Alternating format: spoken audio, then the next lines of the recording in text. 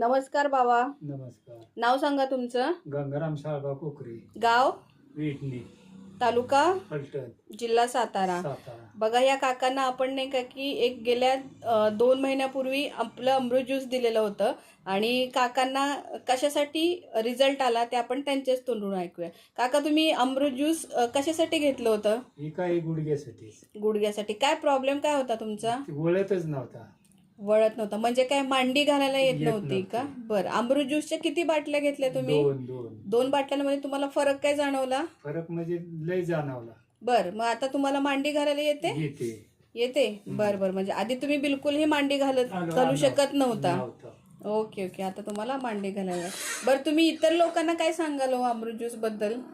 मला फरक पडलाय, तुम्ही घ्या. बर म्हणजे आपलं हे अमृत ज्यूस सगळ्याच आजारांवरती काम करत आहे. चालेल. धन्यवाद काका. धन्यवाद.